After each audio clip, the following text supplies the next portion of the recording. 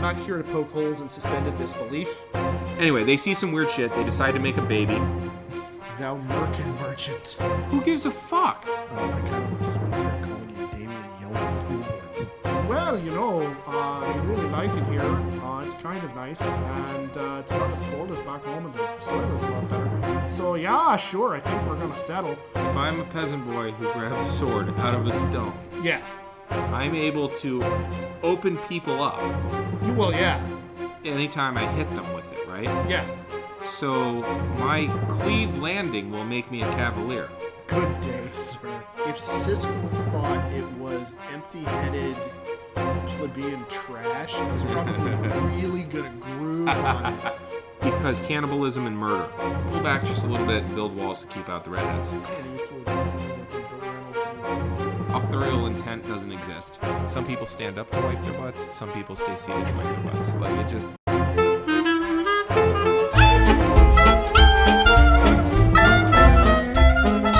This is a Geek History of Time, where we connect nerdery to the real world.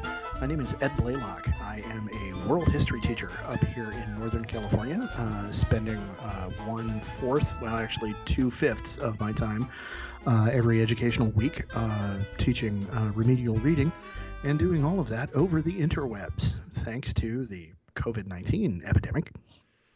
And of late, notably, in mentioning the COVID-19 pandemic, I should probably mention here that we have been in quarantine, like not just the shelter-in-place orders ordered by the state, but full-on quarantine in my household because my son actually tested positive week before last.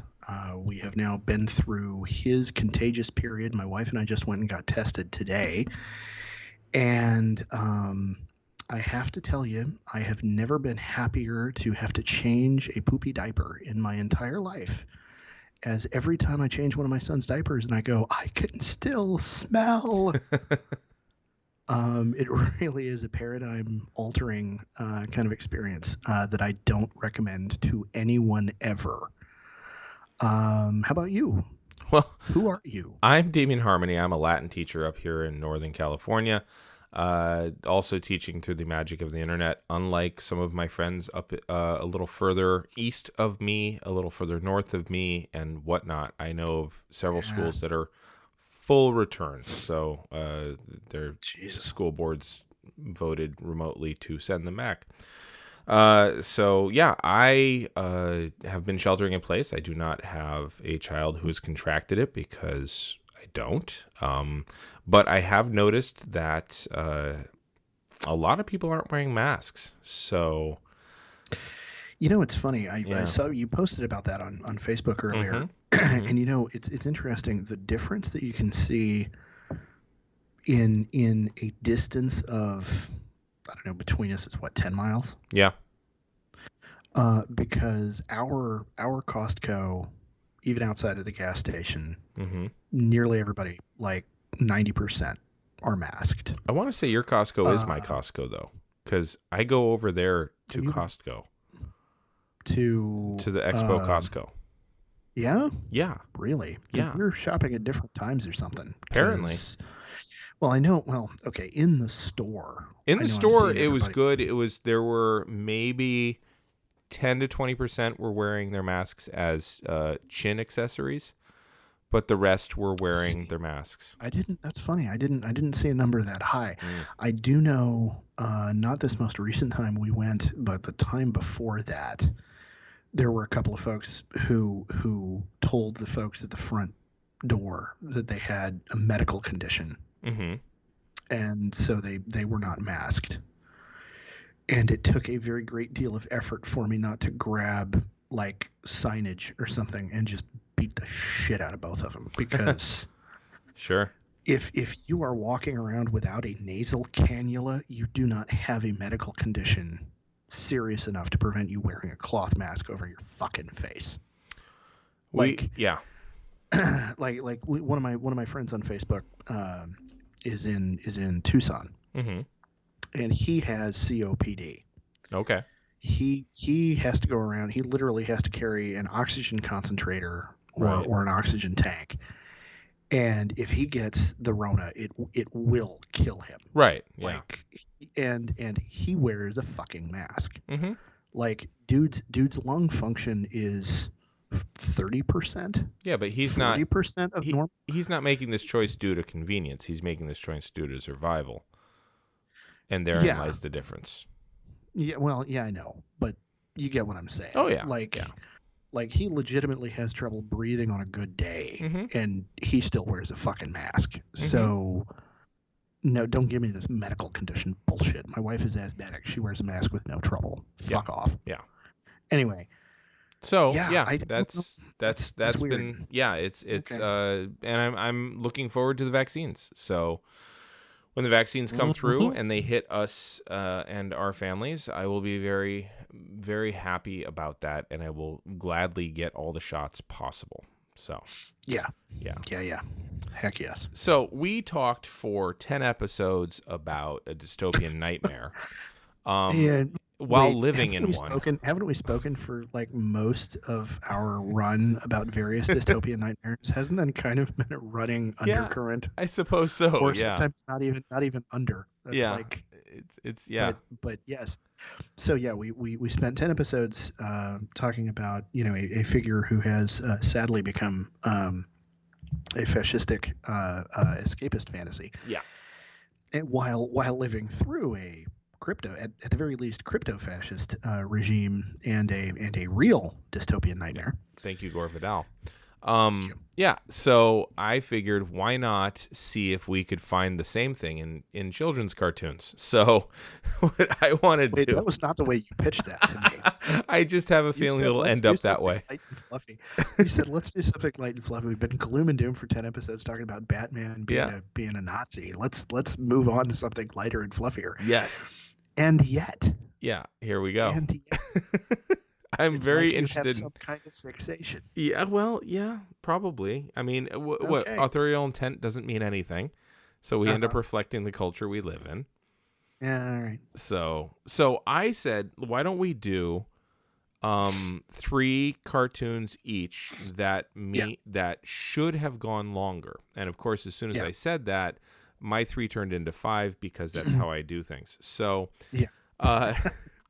because you are not merely a completist, you are an excessivist. Yeah, excessive. That is a good way to put it. I'm an excessive completist. So there you go. All right, so this is cartoons that deserved more. Yeah. It might be a 2-parter just because of how we talk, but here we go. Might be a 3-parter because of the way we talk, but anyway, carry on.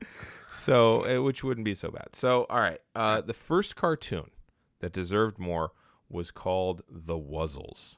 Did you ever hear of The Wuzzles? I have heard of. I have never seen. Yes, The Wuzzles. All right.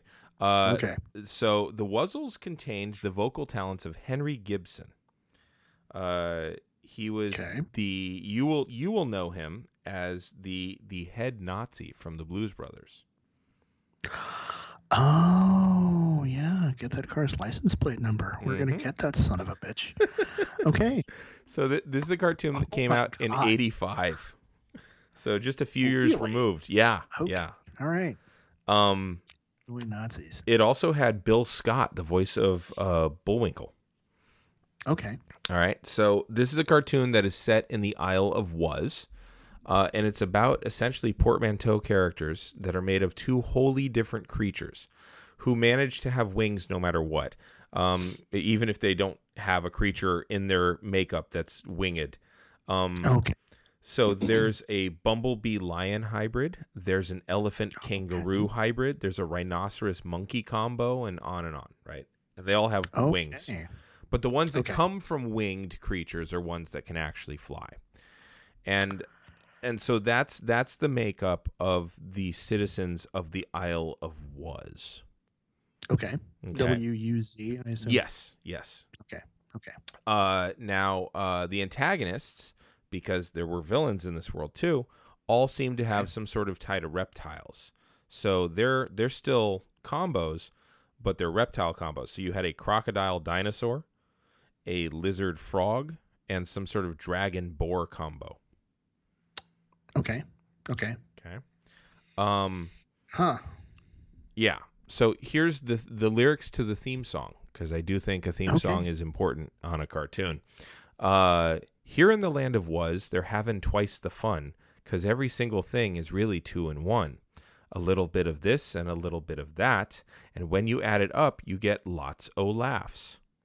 Oh, they got originality, driven with a split personality. Okay. So, and I don't remember the melody, Okay. but yeah. Okay. Kind of low key diversity, inclusion. Yes. Everybody's different, and that's cool. Yes. Kind of Yeah. theme. All right. Little all right. tongue in cheek about it too. You know, they A got little split bit, personality, bit, you know?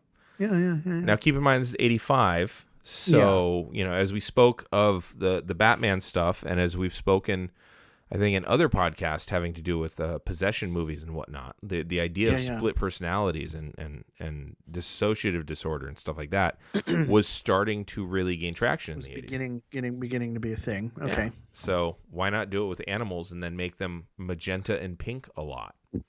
And make it oddly cheerful. Yes. Yeah. Okay. So they also brought in semi-regular characters of other combinations to teach important lessons. They were building a big world. It was clear that they were building a big world, and they licensed the living shit out of themselves.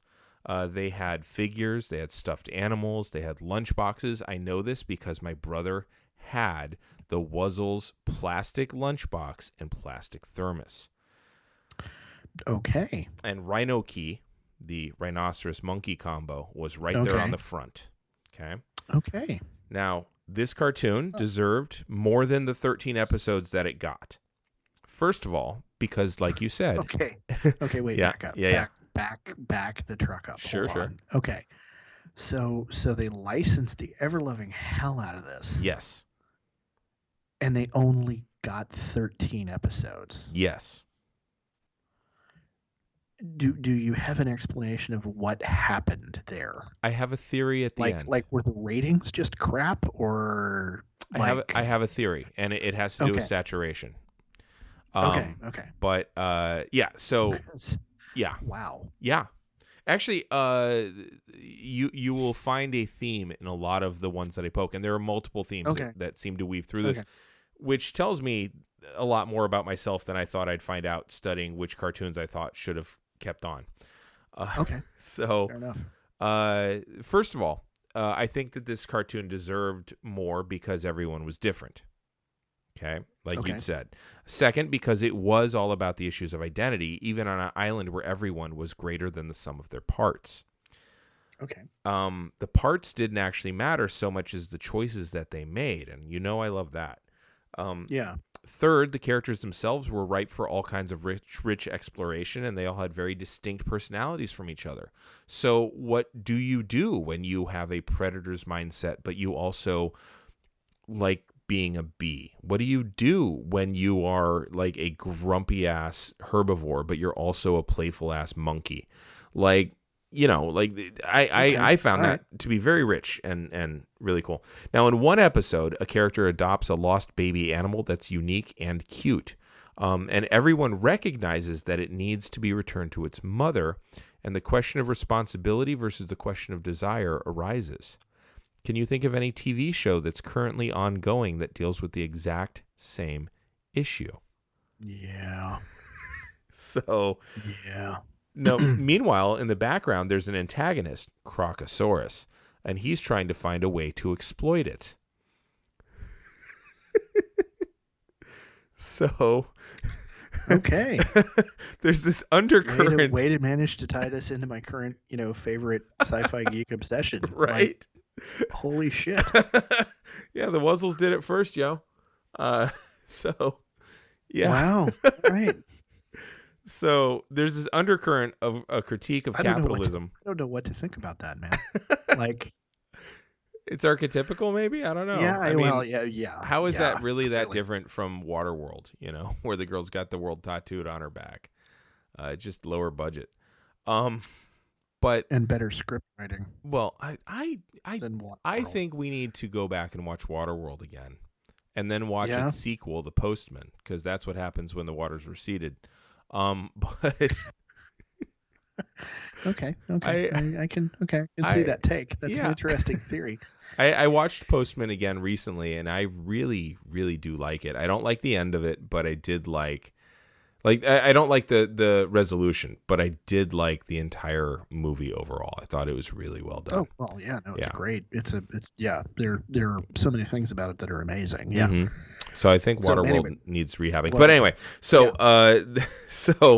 it's critiquing capitalism ultimately. And several other episodes do the same because it's like, well, we should find a way to, I want to make money off of this thing. And speaking of critiquing capitalism, this is a show that gets away with eschewing capitalist ideology at a time where such critiques were all but forbidden by the Parent Television Council. And it's probably because on the surface, it's also kind of an anti-poor thing. But if you go deeper, it's actually anti the system that makes them poor. Okay. So, for I can see instance, this. Bumbleian, he's made up of Bumblebee and a lion. Yeah, Okay. it's clever names. I mean, just we're gonna see some names that are a lot less clever than that here coming up. I guarantee you. But so anyway, Bumbleian finds money on the ground, which had been stolen from the bank, and he starts acting like a dick because he's got the money.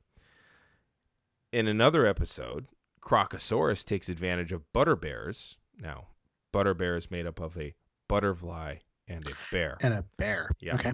He takes advantage of Butterbear's generosity during a disaster, and he bilks her out of her food supply. Crocosaurus does.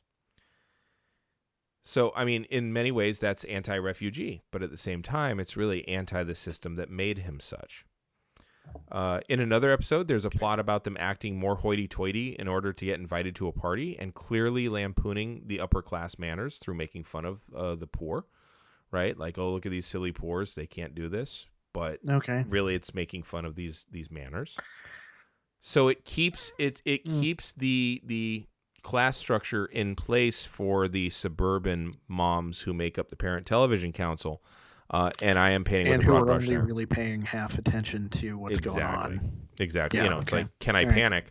I do. Hearing this, I do Mhm. wonder if you're giving the scriptwriters more credit than they necessarily deserve for wokeness.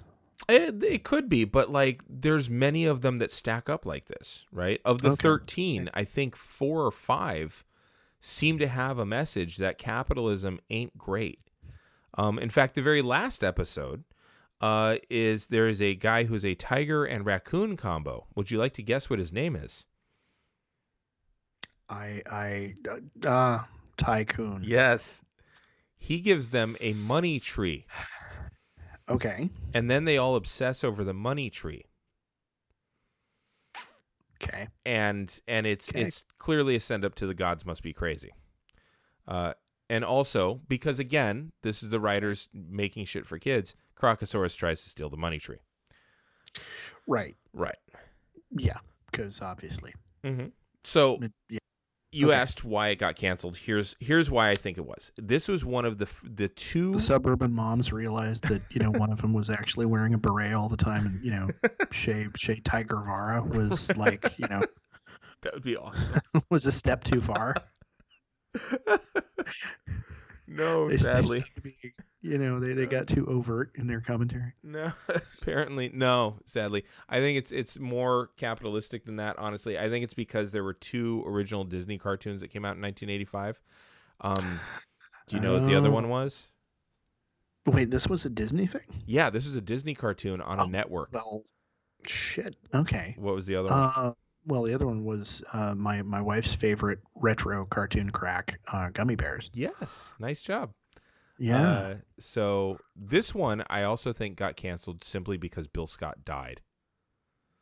Oh, yeah, okay. Which is weird though, because Bill Scott also was Gruffy Gummy, and they kept going with them.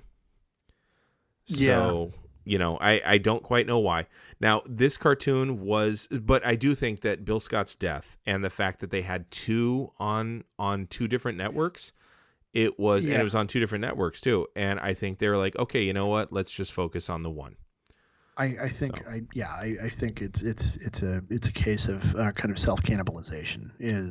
They threw him out there, and like I know for a fact that, well, I remember clearly Mm-hmm. more of my peers talking about the gummy bears Yeah. than I remember talking about the Wuzzles. And it could have been, I'm trying to remember which network Gummy Bears was on, but I do also remember that for me, ABC. I had a distinct network preference. Like for my Saturday morning cartoon viewing, it was like ABC had the Yep. better stuff. Yes, it did. It did because they had. Because if I remember right, they had Transformers. I'm not sure Oh, about I that. never saw. could I be never wrong. saw Transformers on the weekends. I only saw that on the syndicated. That's a good point. That was all right. But you and I lived in But different places, and yeah. But But I remember, Saturday mornings. I wasn't a huge fan of the Gummy Bears, but the other stuff that ABC had was better than like NBC or CBS's stuff. Right. Yeah. Yeah. It did feel like And the that others were that off could have brand. been part of it. It might have. It might So, have. Now, this cartoon but that- was subversive. It was imaginative. It had good lessons. It was well paced, and it definitely had a rich tapestry that it was drawing on for a good story. It had a world that it had created, and we hadn't even scratched the surface. And it wasn't an action cartoon, so it was aimed at littler kids or kids that didn't dig all the violence. And I think all of that okay. deserves another look. It deserves a reboot because you could get into serious, like, it deserved more than 13 episodes. It should have gone the normal 65 that a lot of them did. Yeah. And No, I yeah. can agree with that. So that is my first cartoon that I think deserves to come back. What or Okay. not come back, but deserved more than it got. So what is the first one that you've got, sir? Okay, so I'm going to kind of talk about mine in ascending order of worthiness. Okay. So this Kinda is put it that the way. least worthy then? This is the one that like I think is cool, that I think deserved more than it got. But like I would want the other two that I've listed here before this one. Mm-hmm. So my first one's going to be Tiger Sharks. Ooh. Now, wasn't that part of a suite of other ones, though? Wasn't that with Yes. Karate Cat and Street Frogs? Yes. Yes. Yes, precisely. Yes. Yes. The action something. I don't It remember was a what, but yeah. diet version of good cartoons, as I recall. Yeah, kind of. Yeah. Yeah. And the thing is, It was like the Hydrox of cartoons. Like, you know, like these are all right because I don't want to watch the littles. You know. Yeah, because talking about the other network has better stuff, but this ain't bad. Yeah. And so Tiger Sharks debuted in '87, and they only got one season, and it was part of the menu. Yeah. With Karate Cats. And oh my god, I don't remember the Tiger Sharks theme, but I remember Karate Cat and I remember Street Frogs, both of their themes. He's lean, he's mean, a karate machine. He's Karate Cat, and we love him a lot. Karate Cat, Kiao, baby. Oh wow. Yeah, and then who can do hip hop better than a frog can? Street Frog, Street Frog. Wow. Yeah, I'm Big Max. Call me Spider. I'm Loop de Loop. Honey loves Loretta. We're the Street Frogs. Damn. Yeah, this is why I get lost everywhere I go. So. Yeah.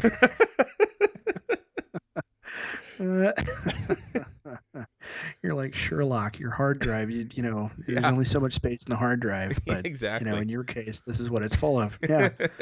you could be the world's greatest detective, but here you are. Yeah. So the thing is, if you look at the animation of Tiger Sharks, if you look at the art design, if you look at, well, I'll keep going here in a second, but it's very, very clear. If you're familiar with its siblings, you can immediately tell that this came from the same production company as Thundercats. Yes. And Silverhawks. Yes. Okay. All three of them are thematically very, very close together. Yeah. They all involve a team with specific archetypes being represented. You have the charismatic kind of, late 20s, early 30s leader guy. Mm-hmm. You have the mechanic who's also, kind of a badass, but kind of a support badass, and you only see him really become a badass when it becomes absolutely necessary. Right. He's usually an older, gruffer dude too. Yeah, Yeah. older and gruffer. Yeah. And then you have a support female character who is there to attract to get dads to watch along with their kids. It's hella gross, but yeah. Well, and it's the Chitara and Tigra thing, right? So like the two of them seem paired, but they're not. Yeah. Yeah, they're kind of paired. Yeah, precisely. Yeah. Mm-hmm. So and the thing is, part of the reason I'm at all a fan of Tiger Sharks, Mm-hmm. and part of the reason I'm a huge like Thundercats fanboy, is it's made by Rankin Bass. And you may have heard me mention this name before. I have.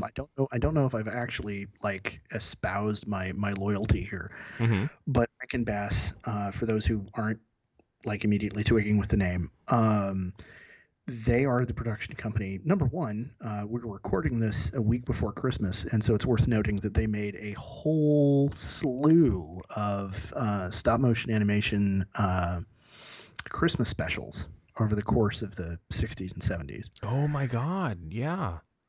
That's Rankin Bass. Okay. The one that I just recently rediscovered thanks to the wonderful people at Consolation 2020 on Facebook is The Life and Times of Santa Claus, which is, no kidding, the closest thing anybody has done to a puppet, like aesthetically. It's like take the line art from The Hobbit and The Return of the King and make puppets. And I started watching it once, like the year, I think it was the year that it got released, which was 82. I'd have to look it back up, but I was a youngster. I started watching it. I was absolutely fascinated, and my mother turned it off because it's a Santa Claus story that starts out with a bunch of fairies sitting around a table, and it's very much not Christian. Okay. And what's really funny to me about that is my upbringing was not religious. Like there is one time and one time only that I can think of where my parents ever said, "This is a little bit too heathen for me," and that was this show. Wow. Was looking just like, I don't think we need to be watching that. And it was my mother who turned it off. I think my dad was a little bit like, well, I was kind of liking that, but he wasn't going to argue with my mom in front of me, But anyway, so that's Rankin Bass, and a lot of the stuff that they did consistently had a very, very similar kind of art style. And you can kind of, if you look at the way the series kind of look, you can see kind of how it evolves over time. But one of the things that let me back you up just a hair. How knockoff of Thundercats was it? Like, was the mechanic bald and crumpy and blue?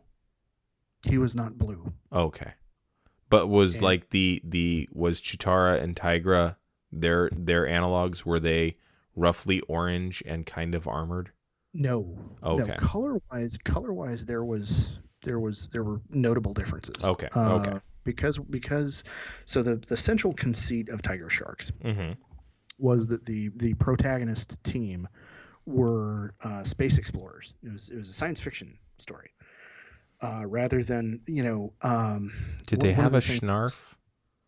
I'm sorry to interrupt, but did they have a Schnarf? I seem to remember them having a seal who was an ally. Yeah, probably. Well, yeah, probably. Yeah. Okay. I'd have to get back up. All right. Anyway, you were going on. The thing is, like Thundercats, it's science fiction but fantasy. Only in this case, it's the aesthetic is more science fiction-y, less fantasy-like. Okay. And they are space explorers who wind up on a largely aquatic world, and they have a piece of equipment in their ship called the fishbowl. Okay. That when they need to go out into the water so that they can go interact with the natives of this planet who are aquatic, They dive into the fishbowl, and through science wizardry, they get transformed from humans into kind of human fish mutants. I remember I remember so the the opening lead, title now because it involves yeah, them doing that, and I think it even knocks off the song for Silverhawks, doesn't it? It's a Tiger little bit, Sharks. Yeah. yeah, oh Okay. yeah. And so the leader of the group was Mako, Mako. Okay. who got a huge shark fin on the top of his head, and Oh. his super ability as a fish was that he was able to swim exceptionally fast. Mm. And which, for species of shark, that fits. Yep. The Chitara clone Mm-hmm. stand-in Mm-hmm.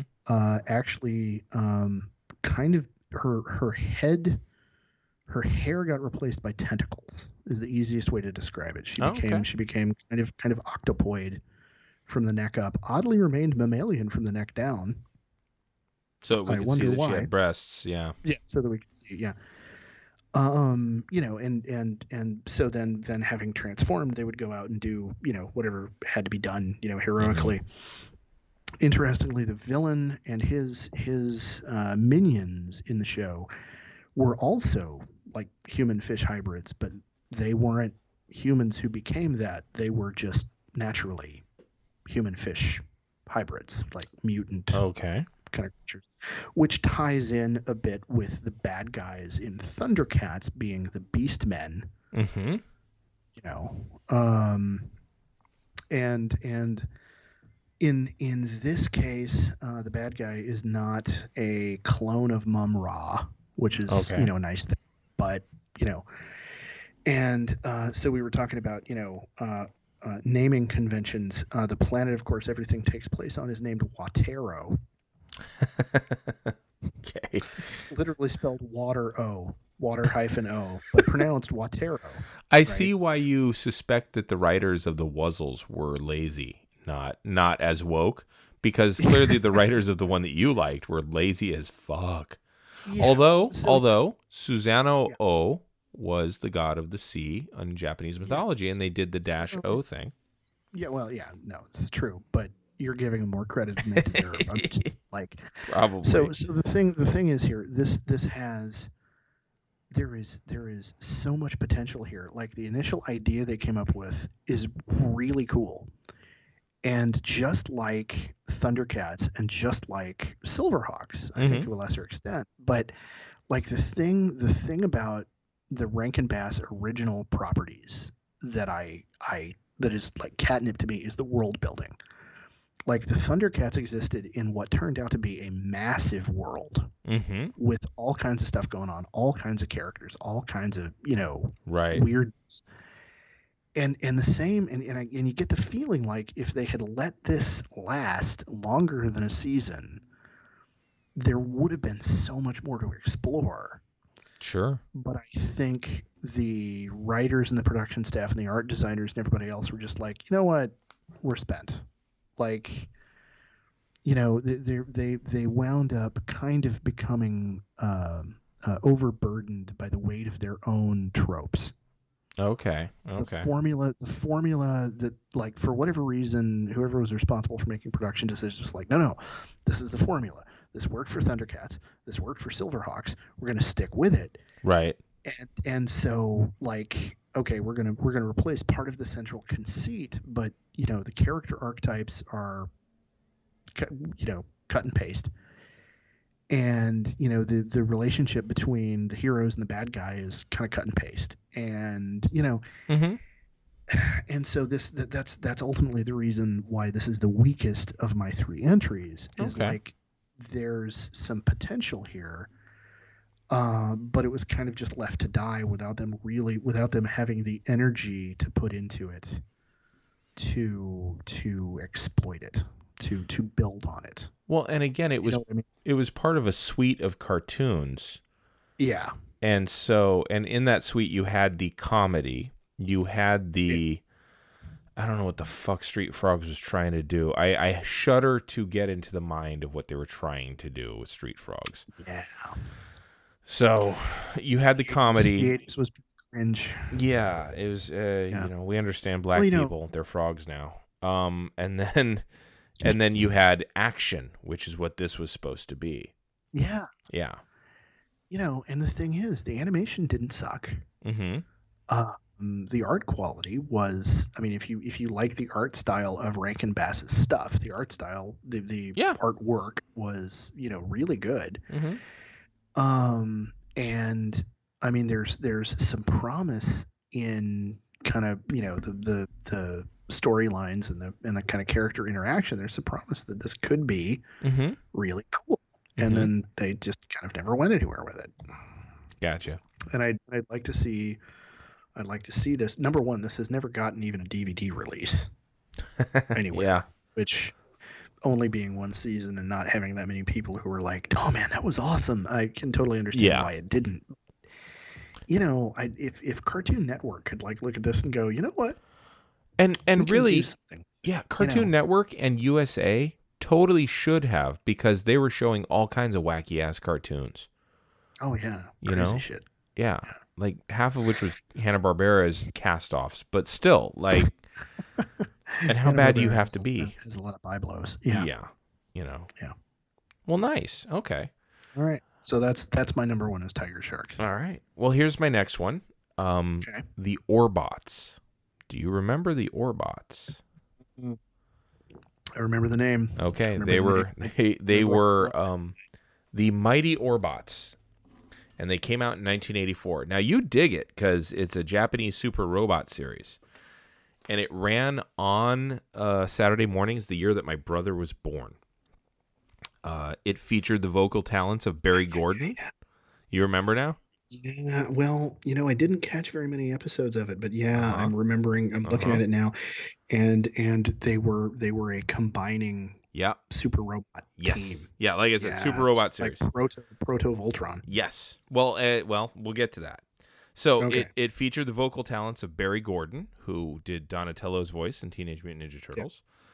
Julie Bennett, who was Cindy Bear from Yogi Bear.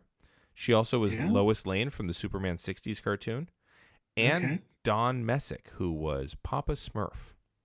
Yeah, Don Messick is a big name. Now, this one was about 6 robots who combined into one. Now, that's 6 robots combining into one. It had 3 female robots on it, which is decidedly different from Transformers or Voltron. 2 others who also had combining robots in them, which are contemporaneous with this cartoon, and I did the research to figure it out. All of them had combining robots in the same year. But neither of the others really did it with distinct personalities. Devastator was really just a bunch of different robots, but really all kind of the same note. Voltron was a bunch of distinct personalities, but those were humans piloting the robot lions. Yeah. This cartoon was specifically about these specific robots, and their combined power is a combination of their personalities, and it benefits everyone. Like I said, there's a few themes that seem to run through my shit. Yeah, here's hippie freak. Communalism. Here's part of the theme song. Okay, heroes will never be scared. Bright light shining together as one. Orbots protecting the world from me and you. Go, mighty Orbots. I'm pretty sure this is a Japanese cartoon translation. Yes. Yes. Now, and you can, it's a bit stilted, so you can kind of tell. Yeah. So here's the and I mean the opening theme has like the pretended motion, the lines. The dash lines. Yeah. Speed lines. Sorry, speed lines. Yes. Yeah. So here's the conceit of it. It's the future, and a bunch of alien species plus the Earth are part of a united planets who use the Galactic Patrol to maintain order in the galaxy. There's an evil criminal organization called Shadow. And it's led by the cyborg Umbra. Ooh. Who wants to rule the galaxy. Words there. I like that. Okay. Umbra. All right. As a Latinist, I'm just like, really? God damn it. As an English teacher, I'm like, you know what? That's a really good example of us, beating up other languages and stealing, going through their pockets for vocabulary. It's like right up there with the scientific word for grizzly bear, which just means like, what is it? Ursus arctos. Yeah, like horrible. No, I'm sorry. It's Ursus arctos horribilis. Yeah, horrible bear. Yeah. It's like which is a little bit better than the European brown bear, Arctus. bear. Or no, sorry, it's Ursus Ursus Arctus. arctos. Yeah. Bear. Bear. Yeah. Yeah. And they had to add. I just okay. Anytime we talk about grizzly bears, I have to bring this up. So the first European, or the first Americans, Uh-huh. in the white people American sense of it, when the Lewis and Clark expedition got to the far side of the continental divide from back east, Uh-huh. they encountered their first grizzly bear. And the first encounter they had with one was apparently the most terrifying few moments of the entire expedition. Yes. Because it shrugged off, I want to say it's at least a dozen bullets. Yeah.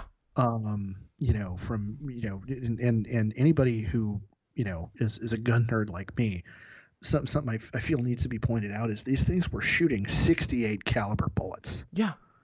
Okay, by modern standards, they were firing cannonballs at this thing, and the bear was like, "I'm sorry, the fuck?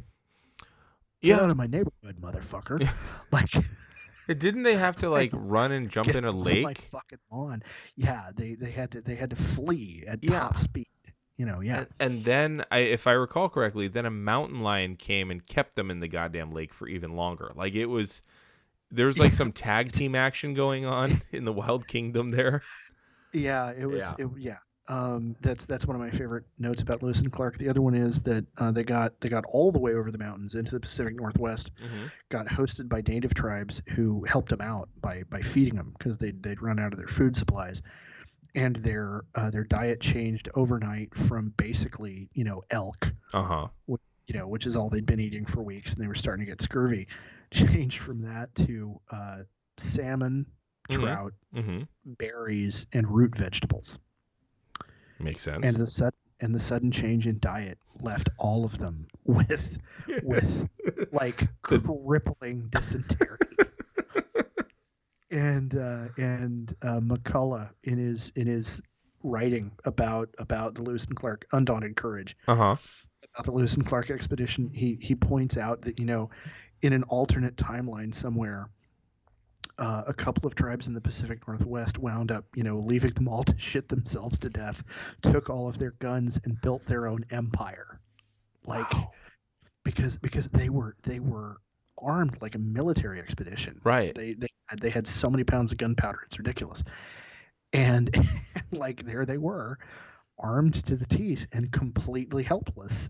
And I'm just saying, the history of white settlement of the West could have not happened if just induced them to shitting themselves more. Yeah, So anyway, all right, and that's a huge segue. But anyway, back to our main point: Orbots. Yeah. So they're fighting Shadow, who's led by the cyborg Umbra. Now the show centers around the efforts of one inventor or scientist named Rob Simmons. He's secretly a member of Galactic Patrol for reasons I never understood, and thus he is secretly in charge of the Mighty Orbots. Now they fight for truth, justice, peace for everyone. It's a pretty chill group. Rob changes out of his lab coat and into his Omni suit, which is complete with a helmet. And then he runs the Orbots. Now he's not. What's that?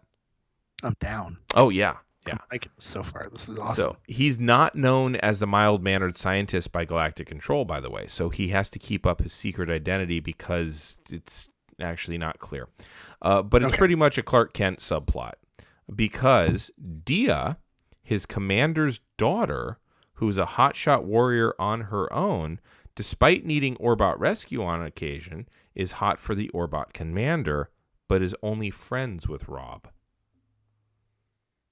Wow. Now, Rob... that's like hardcore Clark Kent vibes. Yeah. Wow. All right. Now, Rob's commander, Rondu, is a space elf of some sort. I can't figure it out. And so is his daughter, Dia. He has the long white hair, the ears. He's clearly long-lived. He also has psionic powers. That's pretty rad. Now, the Orbots themselves are pretty neat. They're all different sizes and shapes, too. They're not uniform. So I looked it up here. I'm looking at images. Yeah. All right. And yeah.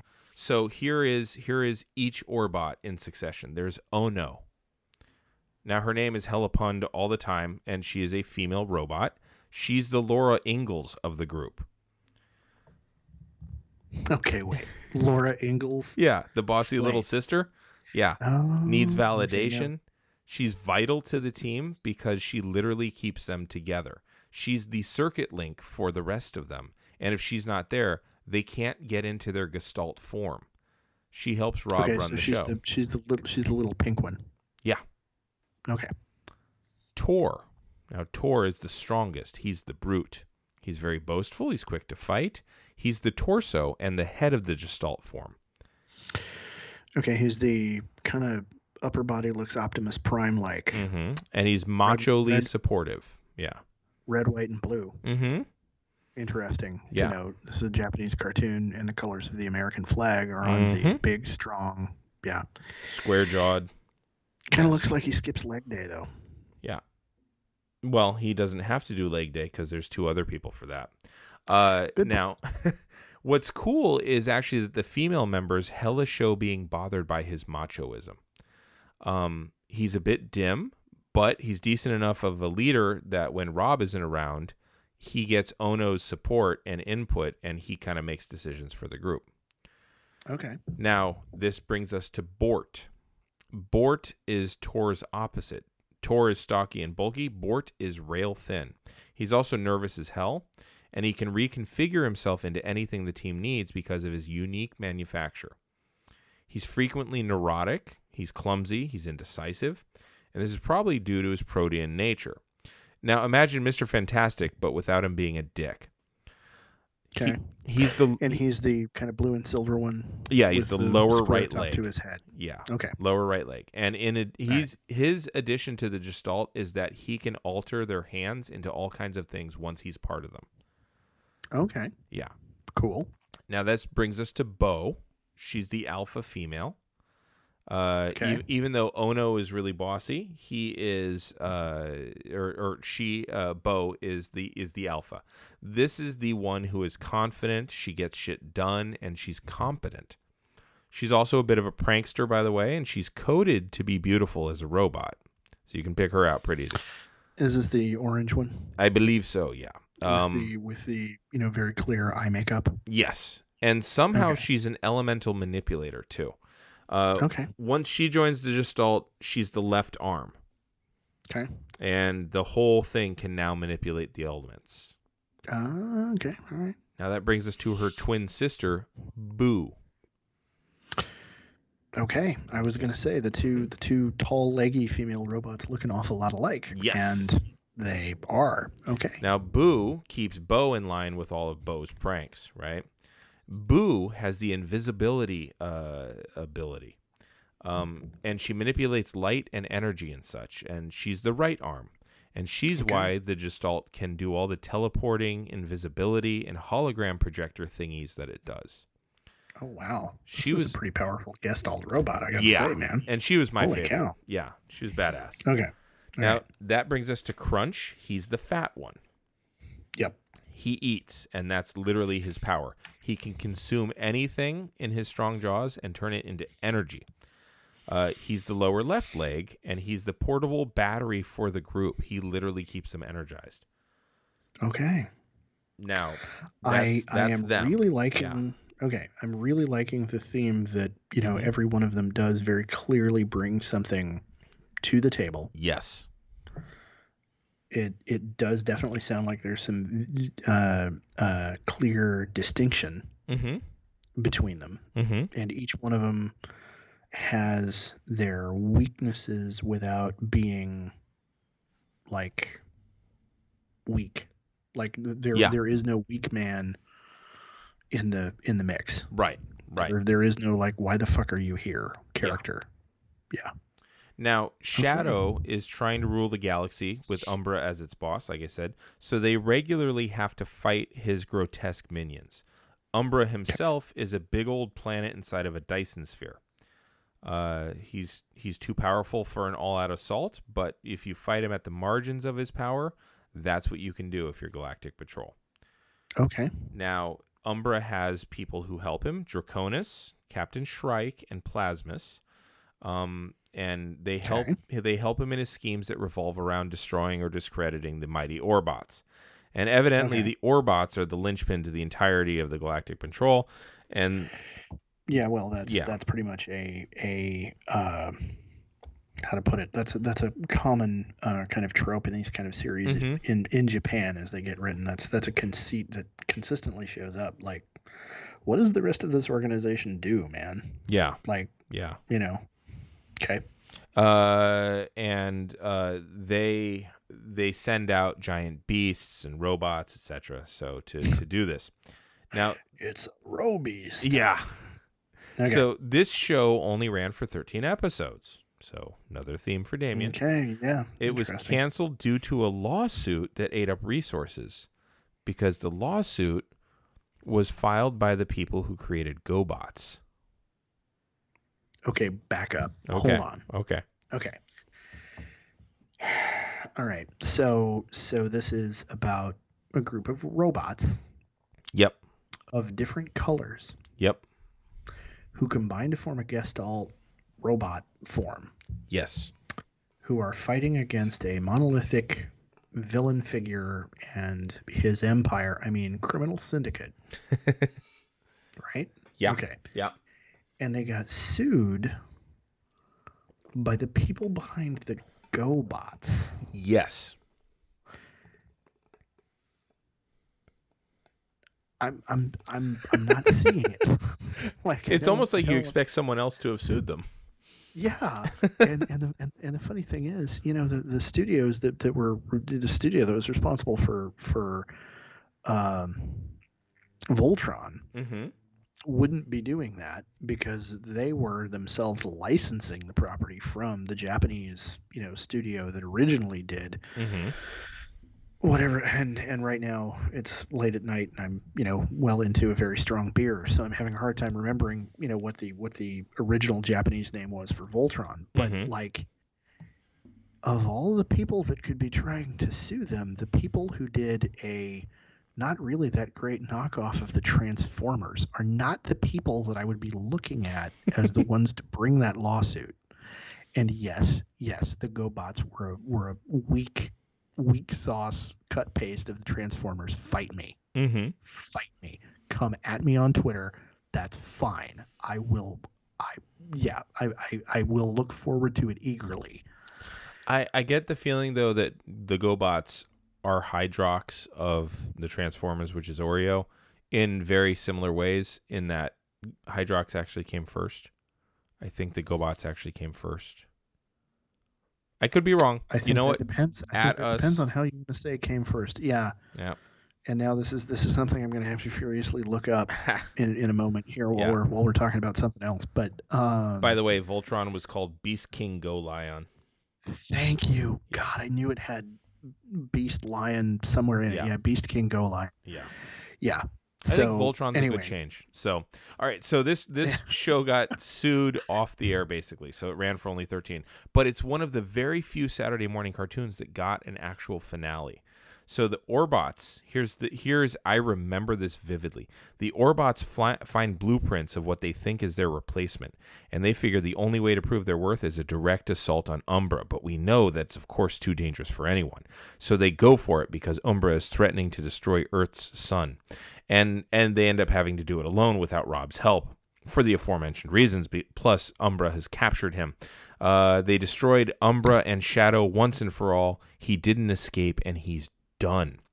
They come to find out it was, and I especially remember like just literally the last 3 minutes, the old blueprints of themselves. It wasn't the new blueprints because Rob points out the date at the bottom, and then of course Ono is embarrassed and she does the Japanese laughing embarrassed face.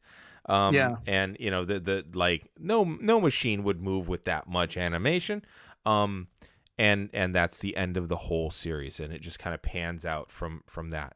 Now, I think it was a really good first season, but there easily could have been more because Captain Shrike is a pirate captain. So there's tons more you could have done there. The Orbots already show friction between them, so there's a lot of meat on the bone there. At one point, Ono went off to prove herself and that she could do things on her own. So that was already a thing that was already there. Plasmus is another villain who can change himself in all kinds of ways.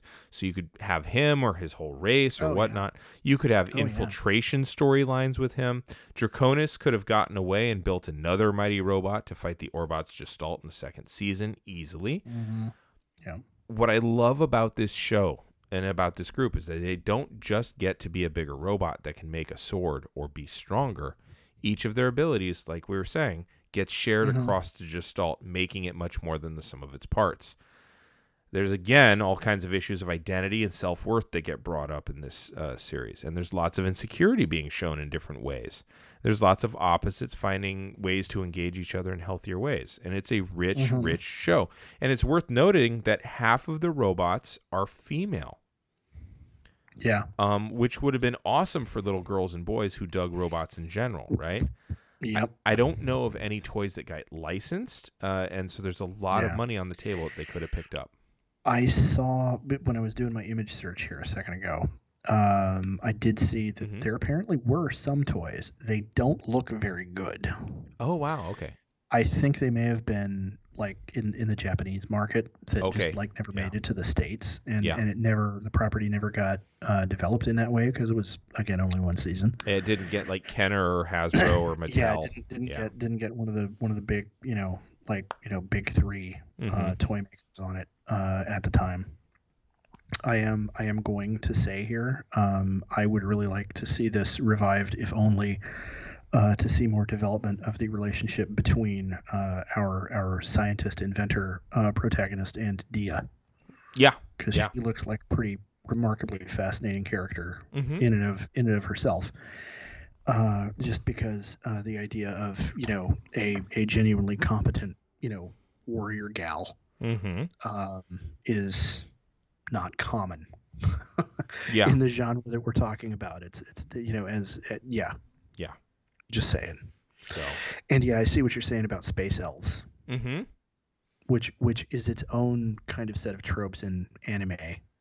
Yeah, it is. Also. It is. Yeah, it's its own kind of thing. So I would totally be down for this one also getting some more time. Yeah.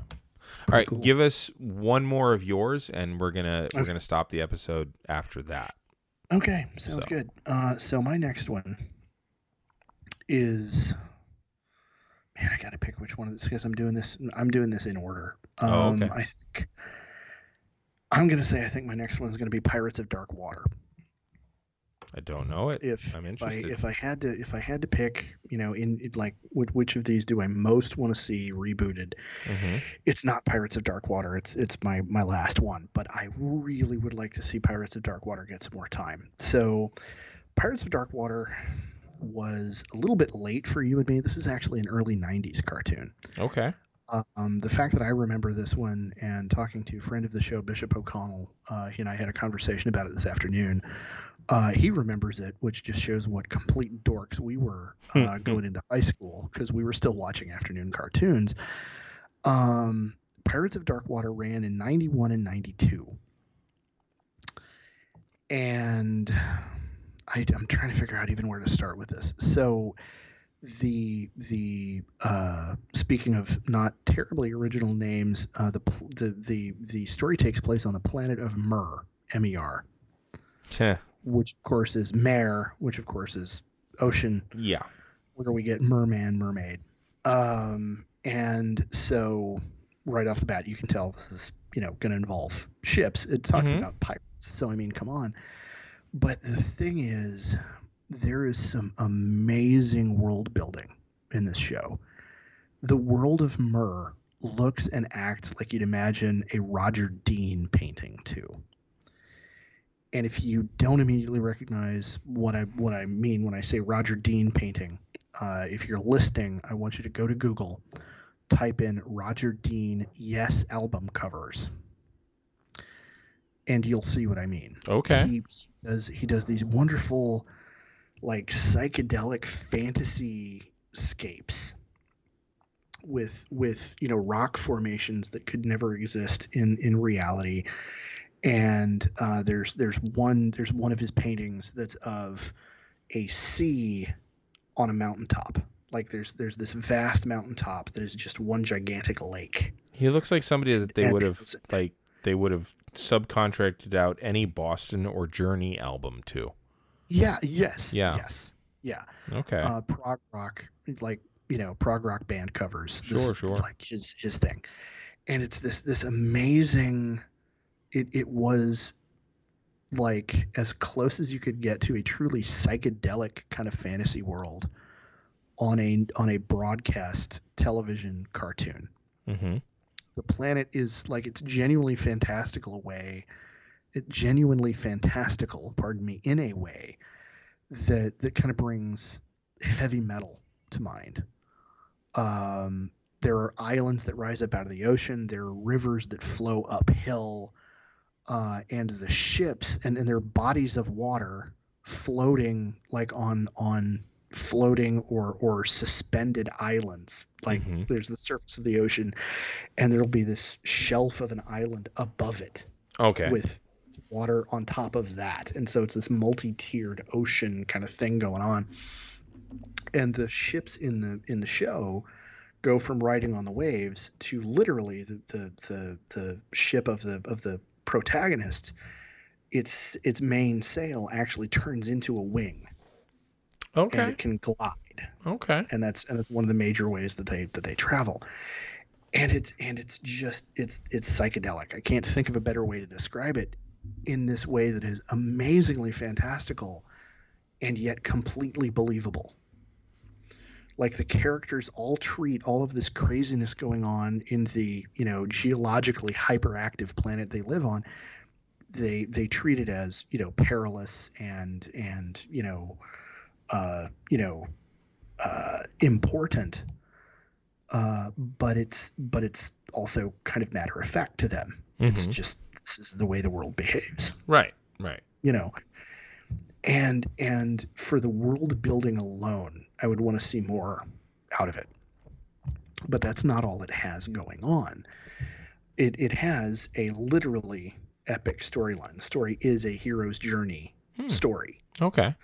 The protagonist is Ren, and he is a secret prince. He grows up from, infancy until roughly 18, 19, Luke Skywalker age,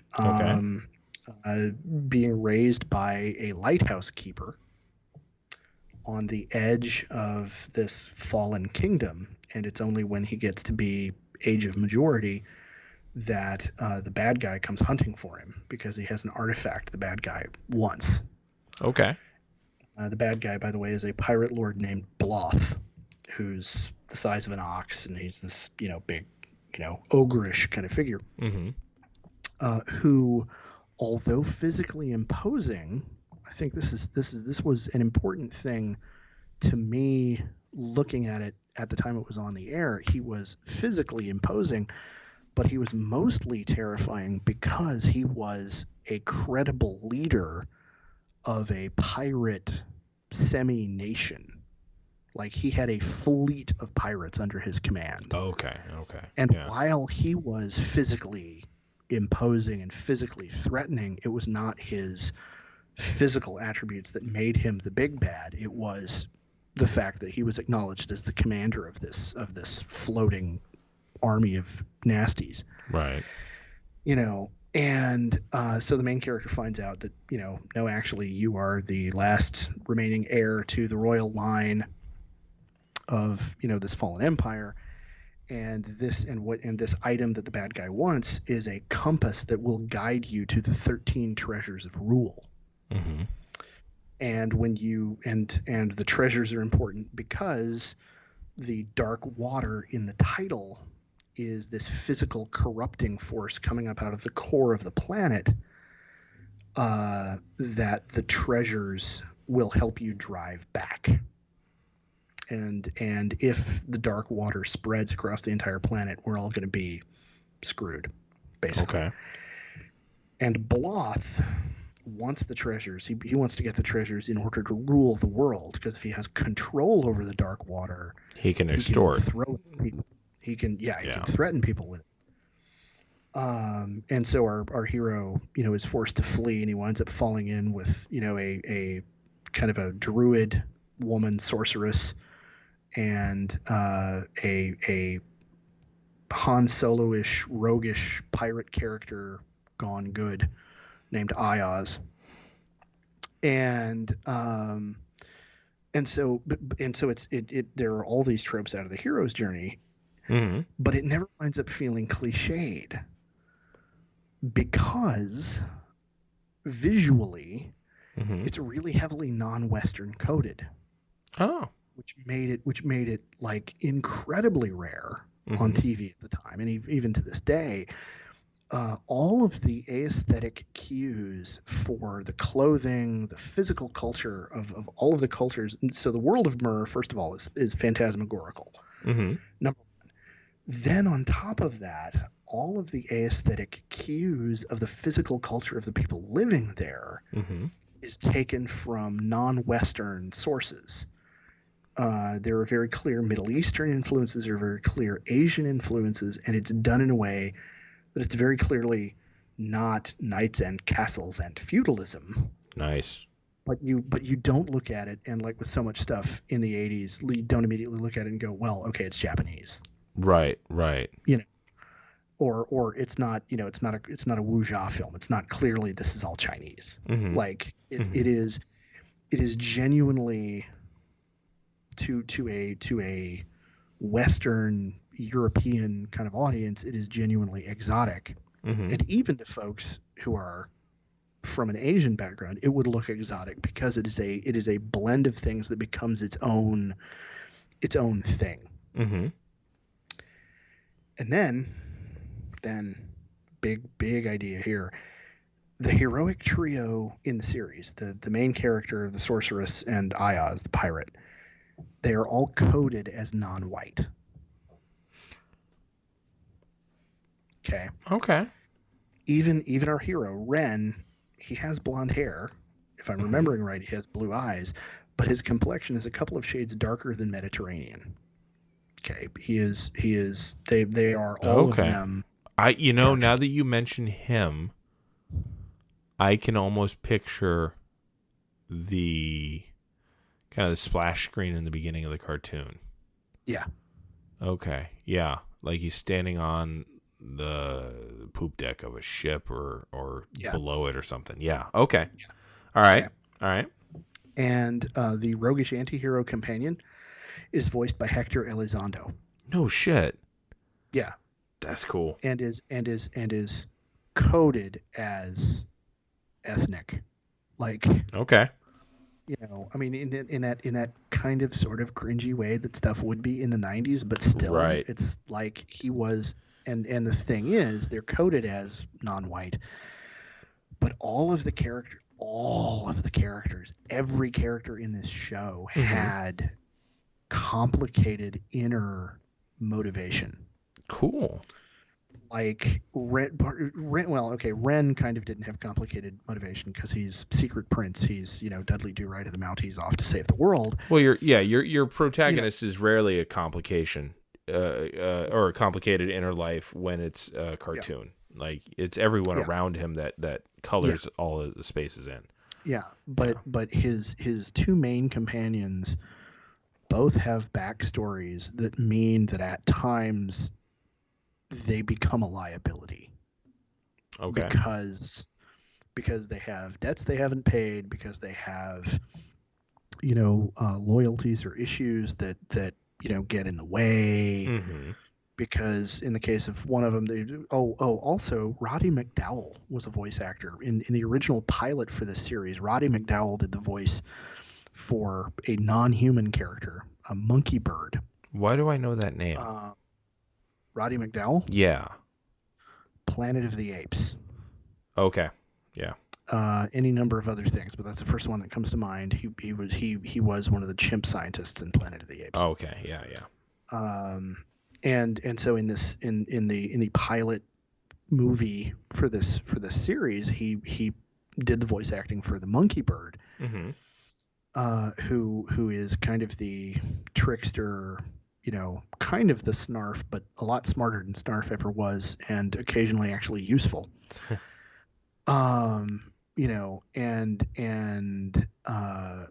That character who's Mm-hmm. not even like human and is somewhere between a pet, sidekick, and traveling companion, like depending on how you want to call it. Right. Even he has a couple of points in the storyline where it's like, well, okay, can we really count on him when we need to? Because he's basically kind of selfish, like, Right. and there was genuine nuance, there was genuine depth to the supporting characters. The storylines were PG but serious. Mm-hmm. They never got overtly terribly violent or gory, but it was definitely fate of the world is at stake. Mm-hmm. There was definite peril for the main characters. The villains were a truly meaningful threat, and if it had been given more time, by the end of the second season, Ren had recovered 8 of the treasures of rule and had managed to drive the dark water back off of half of the planet. And then we never got to see how the story ended. So yeah, clearly it's left with some unresolved part of it that make it worth bringing back. Yeah, and I'd like to see more of Tula, if nothing else. That's the sorcerer's character, because Sure. I was in early high school. She was hot. I'm just saying. I'm not ashamed to admit it. I know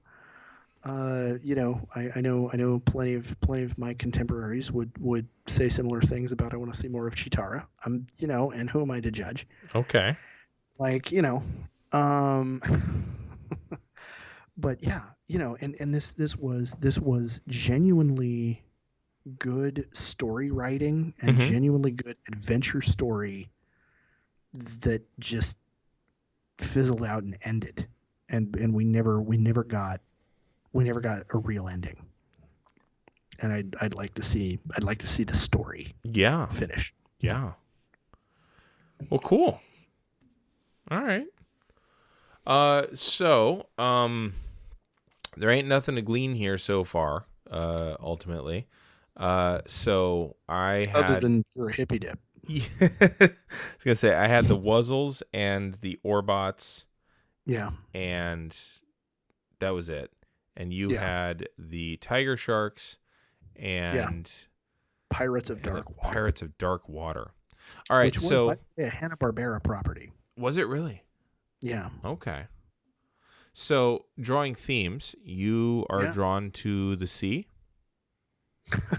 Well, I'm a Navy brat, so I suppose that makes sense. Yeah, I was going to say, and you grew up part of your time on Hawaii, so the idea of swimming, the idea of that underwater world, it has attraction to you.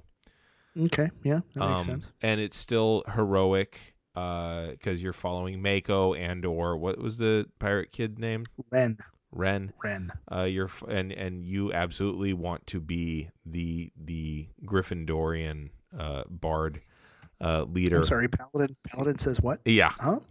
What? So okay. So I don't know what you're talking about. I'm seeing themes there. I'm seeing themes there. Yeah, probably. Yes. Yeah. Whereas I am apparently about characters who have rich possibilities with their identity and and push kind back of live on in capitalism both at once. Yeah, living in 2 worlds at once. So all right. All right, yeah, and the pushback against capitalism. Yes. Yeah. Yes. So also I revolution. apparently only like shows that lasted 13 episodes in a season. Episodes. Yeah. So, like, dude. Yeah. Well, we'll see if that holds because there's still 3 more to go. Okay. Yeah, So, this is true. yeah. You have a significant portion of your thesis left to left to share. Left to unpack. So, all right. Well, I think we've got recommendations for people just on those 4 cartoons alone. Although, I'm trying to think of like. So you remember I love the Twilight Zone, and I found the 1980s version on DVD, Oh, and I haven't. yeah? Yeah. Oh, dude. And I Okay. found, oh God, what else did I find? Oh, I found the D&D cartoon, right? And I Yeah, have I that. still need to borrow that from you at some Yes, you do. point. Yes, you Because do. how many episodes did that wind up getting? 27. Okay. Yeah. Still not enough. No. That would need an honorary spot on this list. Yeah, it does. Yeah. Pour one out for that one. Yeah. But I'm thinking in terms of like, there's got to be some sort of like Australian distribution company or something for some of these. And I bet you if you look up like Karate Cat and Street Frogs, you might find Tiger Sharks attached. No, So- I Oh, wow. actually no. Okay. Tiger Sharks as a series has not received any DVD release Oh, as part of anything. Nowhere. wow. You can find it on YouTube Yeah, because you can find everything on YouTube, true. Okay. including The Life and Times of Santa Claus, which is the Rankin Bass puppet show that my mother turned off because, oh Too my heathen. God, this is too pagan for me. Yeah. Oh, that's The woman funny. who, yeah, anyway. Just like literally the only time in my upbringing that was like, I don't know, paganism, I don't know. That's like, I hear stories about, millennial friends of mine who were like, oh yeah, no, my parents weren't sure about Harry Potter, right? Right. Or might be younger than millennial, but folks notably younger than me saying, yeah, my folks were unsure about Harry Potter, and I'm like, I never had anything like that happen. And then randomly, the memory of The Life and Times of Santa Claus popped into my head and went, oh my God, my mother actually turned that off because that was not appropriate. Oh, that's Because because too pagan. Like, funny. Oh, that's funny. yeah. All right. So if people need to yell at you about Mighty Orbots, where can they find you to do it? You could find me at DaHarmony on the Twitter and on the Instagram. You can find me there for that. You can find me every Tuesday night on twitch.tv/capital puns. But I'll be making jokes and puns and stuff like that. So, Okay. Yeah. And where can people find you if they want to argue with you about the milieu of tiger sharks? Well, if they want to argue with me about it, I'm more than willing to have an open conversation because, it's cool. But I can be found specifically at Mr. Blaylock on TikTok and at EH Blaylock on Twitter and EH Blaylock on Instagram. Uh-huh. And if you need to yell at both of us for some reason because of some remark we've made about, grizzly bears that you think is flawed, then you can find the both of us at Geek History Time. Yes. On the Twitter machine. Cool. All right. Well, then for A Geek History of Time, I'm Damian Harmony. And I'm Ed Blaylock. And until next time, Thundercats go.